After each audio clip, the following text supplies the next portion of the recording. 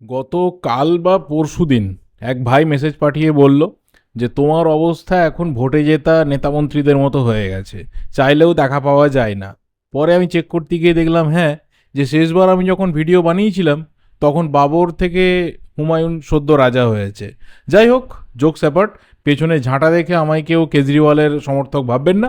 আজকে এমন একটা বিষয় নিয়ে কথা বলতে এসেছি যেটা হয়তো এই ভিডিওটা পার্টিকুলার অনেককে অ্যাট্রাক্ট নাও করতে পারে, কিন্তু যারা ভিডিওটা দেখবে এই ইম্পর্টেন্ট ম্যাটারটা, আমার মনে হয় প্রত্যেকের কাছে বিষয়টা A to Z ক্লিয়ার হয়ে যাওয়ার সম্ভাবনা রয়েছে। তারপরেও যদি কোথাও ডাউট থাকে তাহলে অবশ্যই কমেন্ট বক্সে জিজ্ঞাসা করলে আমি আমার যতটুকু নলেজ রয়েছে সেই মোতাবেক আমি রিপ্লাই দেব। টপিকটা খুব সিরিয়াস, খুব সিম্পল। কারণ ইন্ডিয়ান ফুটবলের ভবিষ্যৎ কাদের হাতে থাকবে, কাদের হাতে সুরক্ষিত থাকবে, সেই নিয়ে বহু দিন ধরে বহু জল্পনা আলোচনা চলেছে। 2025-26 সিজনের পর 26-27 সিজনকে তো শুরু করতে হবে। ভবিষ্যৎটা কী এবং কতদিনের জন্য ভবিষ্যৎটা সিকিউর করতে চায় এআইএফএফ, সেই নিয়ে দীর্ঘদিন ধরে আলোচনা চলেছে। এবং এআইএফএফ প্রথম থেকে বলেছিল যে আমরা একটা লং টার্ম রোড ম্যাপের দিকে এগোচ্ছি। 20 বছরের রোড ম্যাপ নিয়ে এর আগে একটা ভিডিও বানিয়েছিলাম, আলোচনা করেছিলাম। এবং এআইএফএফ যে বিড, তারা টেন্ডার যে ডেকেছিল, সেই টেন্ডার ফাইনালি দুটো কোম্পানির অ্যাকসেপ্টেড হয়েছে। এবার কারা সেই টেন্ডার জিতবে, মানে কারা সেই বিড জিতবে, সেটা আগামীকাল ক্লিয়ার হয়ে যাবে হয়তো। কারণ অনেক সময় কি হয় যে এক্সিকিউটিভ কমিটির মিটিংয়ে একবারই পুরো বিষয়টা ক্লিয়ার নাও হতে পারে। এবার ক্লাবগুলোর দাবি দেওয়া থাকতে পারে। সমস্ত স্টেক হোল্ডারকে নিয়ে এআইএফএফ চলতে চাইছে কি না, কালকের যে মিটিং রয়েছে সেখানে ক্লিয়ার হবে। কিন্তু আমি আজকের এই পার্টিকুলার ভিডিওটাতে এই যে দুটো কোম্পানি যারা বিড করেছে, একদিকে জিনিয়াস স্পোর্টস, তারা একটি বিদেশি কোম্পানি, তারা লন্ডন বেসড কোম্পানি, এবং আরেকটা হচ্ছে ফ্যানকোড, যারা ড্রিম 11-এর মাধ্যমে চলে এবং যারা ইতিমধ্যে ইন্ডিয়ান ফুটবলের সাথে well connected for long years, তারা কিন্তু আছে। এবং এই ট্রাঙ্কেটেড সিজনেও তারা যেভাবে এসেছে, যেভাবে কাজ করছে, সেখানে কিন্তু সবাই বলছে যে ফ্যানকোড যদি লং টার্মে থাকে ইন্ডিয়ান ফুটবলের জন্য, তাহলে ইন্ডিয়ান ফুটবলের জন্য ভালো। কিন্তু জিনিয়াস স্পোর্টস তারা যে টাকার অ্যামাউন্ট এনেছে, সেটা কিন্তু মাথা ঘুরিয়ে দেওয়ার মতো। পুরো বিষয়টাকে অ্যাসেস করব, কার পাশে কারা রয়েছে, কি যুক্তি বা রয়েছে সেই পাশে থাকার, পুরো টোটাল A to Z কথা বলবো। প্রথমে বলবো যে জিনিয়াস স্পোর্টস, তারা লন্ডন বেসড একটা কোম্পানি। তারা একদিকে যেমন স্পোর্টস বেটিংয়ের একটা কোম্পানি চালায়, ঠিক উল্টো দিকে যেটা তাদের মেন কোর বিজনেস, সেটা হচ্ছে ডেটা অ্যান্ড ইনফরমেশন। এবং টোটাল তারা ডেটা সেন্ট্রিক কাজ করে বিভিন্ন ফুটবল ক্লাবের সাথে, ফুটবল কোম্পানির সাথে। এবং তারা ইংলিশ প্রিমিয়ার লিগেও কিন্তু কাজ করে এবং তাদের বিভিন্ন বড় বড় লিগেও কাজ করার এক্সপিরিয়েন্স রয়েছে। তো সেই জিনিয়াস স্পোর্টস তারা যে বিড করেছে, সেই বিডের যদি আমি একদম এক্স্যাক্ট এভ্যালুয়েশন বলি যে টোটালি 20 বছরে তাদের থেকে ইন্ডিয়ান ফুটবল কত পাবে, তাহলে তার অ্যাপ্রক্সিমেট যে একটা ভ্যালু দাঁড়াচ্ছে সেটা হচ্ছে 2129 কোটি টাকা, যেটা পার ইয়ার শুরু থেকে হবে 64.39 কোটি। এবার অ্যানুয়ালি সেটা কিন্তু 5% করে বাড়বে। একইভাবে ফ্যান কোডের ক্ষেত্রেও কিন্তু বাড়বে। কিন্তু ফ্যান কোড যারা ইন্ডিয়ান কোম্পানি, যাদেরকে আমরা লং টার্মে চিনি, অনেক দিন ধরেই দেখছি, লং টাইম ধরে তারা ইন্ডিয়ান ফুটবলের বিভিন্ন রকম পারপাসেই রয়েছে, তারা যে ভ্যালুটা এনেছে সেটা হচ্ছে 20 বছরে টোটাল 1190 কোটি, যাদের প্রথম বছর ইনভেস্টমেন্ট থাকবে 36 কোটি এবং প্রতি বছর 5% করে বাড়বে। এই যে টোটাল একটা অ্যামাউন্ট 20 বছরের জন্য যদি দেখি, তাহলে দেখব যে জিনিয়াস স্পোর্টসের কিন্তু প্রায় ফ্যানকোডের থেকে 900 কোটির ওপর, মানে প্রায় 1000 কোটি টাকা বেশি একটা অ্যামাউন্ট রয়েছে। কিন্তু এখানে একটা বিরাট বড় হিঞ্জ রয়েছে। এই যে 1000 কোটি টাকা 20 বছরে এক্সট্রা দিচ্ছে জিনিয়াস স্পোর্টস, সেখানে কি আদেও ইন্ডিয়ান ফুটবলের খুব একটা লাভ হবে, সেই জায়গাটাকে একটু ব্রেকডাউন করা যাক। যদি বলি যে জিনিয়াস স্পোর্টসের শুরু থেকে যে ইনভেস্টমেন্টটা থাকছে, অর্থাৎ বছরে 64.39 লক্ষ টাকা, এই টোটাল টাকাটার প্রথমে 20%, অর্থাৎ প্রায় 13 কোটি টাকা, এটা কিন্তু চলে যাবে এআইএফএফের কাছে। এটা ফিক্সড, এআইএফএফ এই টাকাটা রিসিভ করবেই। এবং একইভাবে ওই যে 36 পয়েন্ট সামথিং একটা কোটি অ্যামাউন্ট ফ্যানকোড দেবে, তাদেরও 20%, মানে ওই 7.30-40 লাখের মতো একটা অ্যামাউন্ট, এটা কিন্তু ফিক্সড এআইএফএ পাবে 20%। এরপর কি থাকছে না, 70% যে অ্যামাউন্ট সেটা সিজন শেষে যদি যদি রেভিনিউ জেনারেট হয়, যদি আইএসএল এবং ফেডারেশন কাপ এই দুটো টুর্নামেন্ট থেকে রেভিনিউ জেনারেট করতে পারে, তাহলে টোটাল 70% আবারও এআইএফএফ এর ঘরে চলে যাবে এই অ্যামাউন্টেরই কিন্তু। এবং সেই 70%-এর মধ্যে 60% পাবে আইএসএল ক্লাবগুলো, যারা ফেডারেশন কাপ খেলবে সেই ক্লাবগুলো সমানভাবে কিন্তু সবার সাথে ভাগ হয়ে যাবে রেভিনিউটা। এবং বাকি এই যে রেভিনিউ 10%, এটা কিন্তু এআইএফএফ নিজেদের ঘরে রাখবে। এবং বাকি যে 10% অ্যামাউন্টটা থাকছে, এই রেভিনিউ 10% কিন্তু যে কোম্পানি আসবে তারা কিন্তু নিজেদের হাতে রাখবে।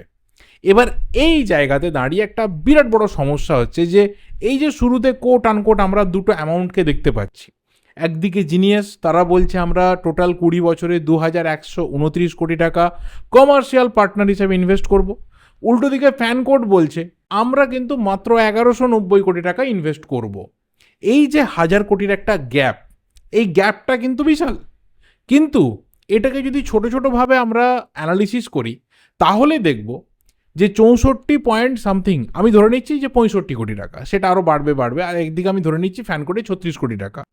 এই 65 কোটি টাকার ইনভেস্টমেন্ট থেকে কিন্তু রেভিনিউ জেনারেট করে আনা ইন্ডিয়ান ফুটবলে টু মাচ টাফ। এবং সেটা যখন প্রতি বছর 5% করে বাড়ছে, তার মানে পরবর্তী বছরে কিন্তু সেটা বেড়ে গিয়ে প্রায় 68-69 কোটির মতো অ্যামাউন্টে পৌঁছে যাচ্ছে। সেখান থেকেও আরও রেভিনিউটাকে জেনারেট করে 70% ফেরত দেওয়া আরও বেশি টাফ হয়ে যাবে। এবং ফ্যান কোডের ক্ষেত্রে যদি দেখা যায় অ্যামাউন্টটা অনেকটা কম, 36 কোটি আমি ধরে নিলাম। 36 কোটি থেকে কিন্তু রেভিনিউ মিনিমাম হলেও জেনারেট করা যাবে। আমাদের ইন্ডিয়ান ফুটবলে ডেফিনেটলি অনেকে বলে ভবিষ্যৎ রয়েছে, ক্রেজ তো অবভিয়াসলি রয়েছে বেশ কিছু সিটিতে, বেশ কিছু ক্লাবকে ঘিরে। কিন্তু ওভারঅল গোটা দেশের যতগুলো ক্লাব খেলে, যতগুলো এরিয়াতে খেলাগুলো হয়, সব জায়গা থেকে কিন্তু সমান রেভিনিউ জেনারেশন হয় না। পার্টিকুলার কিছু ক্লাবস রয়েছে, তারাই ইন্ডিয়ান ফুটবলের মেন যে রেভিনিউ জেনারেশনের রাস্তা সেটাকে করে। কিছু কিছু ক্লাব রয়েছে রেভিনিউ জেনারেশন তো দূর, তারা ব্রেক ইভেন পয়েন্টে গিয়েও কিন্তু রিচ করতে পারে না। তাদের লসের যে খাতা সেটা কিন্তু হিউজ।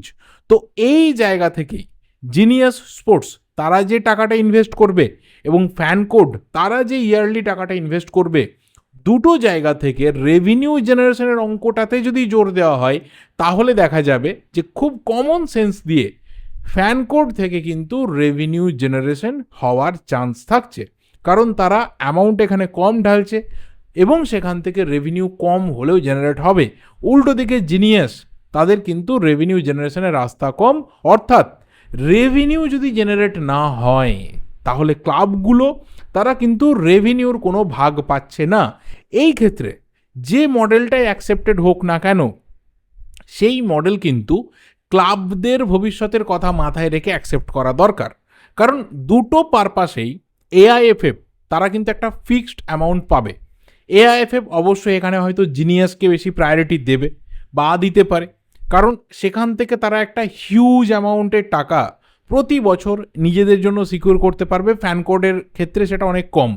কিন্তু ক্লাবগুলোর জন্য যদি ক্লাবগুলো এখানে ভাবনা চিন্তা করে বা অলরেডি তারা ভাবনা চিন্তা করছে, তাহলে দেখা যাবে যে ফ্যান কোডের যে মডেল রয়েছে সেই মডেল থেকে কিন্তু কম হলেও ক্লাবগুলো তারা রেভিনিউ জেনারেট করতে পারবে, অল্প টাকা হলেও প্রতিটা ক্লাবের ঘরে পৌঁছবে।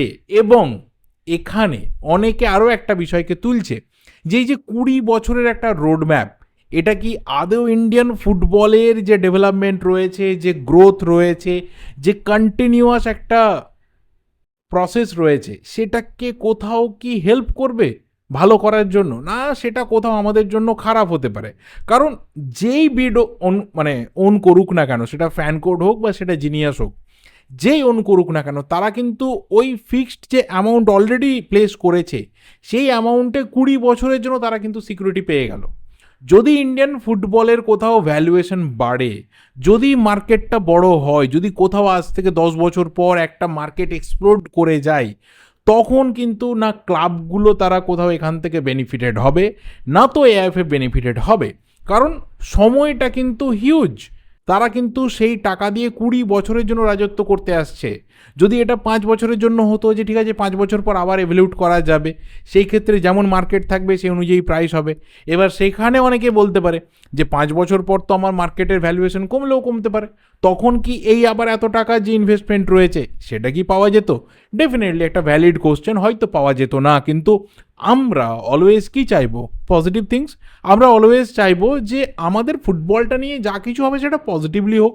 তো সেই জায়গা থেকে দাঁড়িয়ে আমরা সবাই চাই যে 2 বছর 4 বছর 10 বছর পর আমাদের ইন্ডিয়ান ফুটবলের যে ভ্যালুয়েশন রয়েছে সেই ভ্যালুয়েশনটা যেন বাড়ে। আজকে যেটার জন্য 36 কোটি টাকা একটা কোম্পানি দিতে চাইছে, সেটাতেই তারা যেন 45 কোটি টাকা দিতে চায়, বা যারা 65 কোটি দিতে চাইছে তারা যেন 75 কোটি দিতে চায়। তো এটা আমাদের ভাবনা চিন্তা, কিন্তু এটা শুরুতেই ব্লক হয়ে যাবে যে 20 বছর আমরা যে ফেজেই চলি না কেন, যেভাবেই থাকি না কেন, আমাদের এই অ্যামাউন্ট কিন্তু চেঞ্জ হবে না। আমরা যদি এখান থেকে সবাই ডিমোটিভেটেড হয়ে গেল, ঠিক আছে আমার এই অ্যামাউন্টটা ঢুকবেই, অর্থাৎ আমার গ্রোথের খুব একটা প্রয়োজন নেই, গ্রোথ হোক না হোক আমি অ্যামাউন্টটা পাবো, এটা যদি এআইএফএফ এর যারা কর্তা ব্যক্তি থাকবেন, বোর্ড তো অবশ্যই চেঞ্জ হবে, লোকজন চেঞ্জ হবে, যারা পদে রয়েছেন সেই পদ চেঞ্জ হবে, তারা যদি একবার মাথার মধ্যে ঢুকিয়ে ফেলে যে ফুটবল যাই হয়ে যাক আমরা ওয়ার্ল্ড কাপে কোয়ালিফাই করে যাই, আর আমরা সাফ কাপেও চ্যাম্পিয়ন না হতে পারি, হোয়াট এভার, এই অ্যামাউন্ট কিন্তু আমরা রিসিভ করবোই। সে আমরা যাকেই ধরে আনি না কেন, জিনিয়াস আসুক বা ফ্যান কোড আসুক, ক্লাবগুলো তারা দেখবে যে আমরা কতটা লাভ করছি, ক্ষতি হচ্ছে, আমরা কতটা লং টার্মে চালাতে পারবো, ভালো টিম তৈরি করতে পারবো, তাদের একটা অ্যাসেসমেন্ট থাকবে। কিন্তু এআইএফএফ যাদের হাতে পুরো ডেভেলপমেন্টের জায়গাটা রয়েছে, তাদের কোথাও কি আলটিমেট আর ভালো করার কিছু চিন্তাভাবনা থাকবে? কারণ 5 বছর পর বিরাট কিছু ভালো করার পরেও তো তুমি ভ্যালুয়েশনটা আর বাড়াতে পারবে না, তোমার তো ভ্যালুয়েশনটা এই জায়গাতেই থাকবে। যদি ভ্যালুয়েশন বাড়ানোর একটা রাস্তা থাকতো, যেটা আজকে আইপিএলে রয়েছে, আইপিএল কেন দিনের পর দিন গ্রো করে, কেন তার একটা গ্রোথ রেট রয়েছে, বিকজ তারা জানে যে আজকে যদি একটা রামসাম যদুমধু যে কোনো কোম্পানি এসে 5 কোটি টাকা ঢালে, কালকে কিন্তু সে প্রফিট করার পর তাকে যখন আবার ডাকা হবে এভ্যালুয়েশনের জন্য, সে কিন্তু ওটা 15 কোটি ঢালবে। So this is the fact. এখানে কিন্তু সেই চান্সটা থাকছে না। একদিকে যেমন একটা মোটা অ্যামাউন্ট আমরা সিকিউর করতে পারছি আমাদের যা সিচুয়েশন রয়েছে সেই নিরিখে, কিন্তু আমরা যদি এখান থেকে উন্নতি করি তাহলে কিন্তু 1 টাকাও এক্সট্রা বাড়বে না। তো এই হচ্ছে সিচুয়েশন। এবার এই জায়গা থেকে কালকে যখন বিড নিয়ে আলোচনা হবে, যখন ক্লাবের প্রতিনিধি থাকবে, যখন এআইএফএফ এর এক্সিকিউটিভ কমিটি সবাই থাকবে, অ্যান্ড আরও যারা স্টেক হোল্ডার রয়েছে তারা থাকবে, ফাইনালি কোন বিডকে অ্যাকসেপ্ট করা হয় সেটা হবে দেখার বিষয়। শুরুতেই বললাম যে একদিকে জিনিয়াস স্পোর্টসের যে বিড রয়েছে, এই বিডটা, এই অ্যামাউন্টটা এআইএফএফকে হেল্প করবে, ওয়ার অ্যাজ ফ্যান কোডের যে অ্যামাউন্ট রয়েছে সেখানে এআইএফএফ এর সিকিউরড মানিটা অনেক কম, কিন্তু ক্লাবগুলোর জন্য রেভিনিউ বেশি। উল্টো দিকে জিনিয়াসের জন্য কিন্তু ক্লাবেদের রেভিনিউ মডেল সিরিয়াসলি খুব পুয়ার, সেটা থাকবে বলে মনে হয় না। বাকি জানি না কালকে কি হবে না হবে, হওয়ার পর ডিটেলস আরও কথা বলা যাবে। আই হোপ যতটা আমি জানতে পেরেছি, বুঝতে পেরেছি, সেটা আমি ক্লিয়ার করতে পারলাম, ডিসকাস করতে পারলাম। যদি ভিডিওটা ভালো লেগে থাকে তাহলে অবশ্যই লাইক করো, কমেন্ট করো নিজেদের ওপিনিয়নগুলো, যদি কোথাও ডাউট থাকে সেটা অবশ্যই কমেন্টে জানাতে থাকো। ভিডিওটা ভালো লাগলে শেয়ার করো সবার সাথে। দেখা হবে পরের ভিডিওতে। টিল দেন, চ্যানেলে নতুন হলে অবশ্যই চ্যানেলটা সাবস্ক্রাইব করে বেল নোটিফিকেশন আইকনটা ক্লিক করে যেও। Thank you, good bye and good night.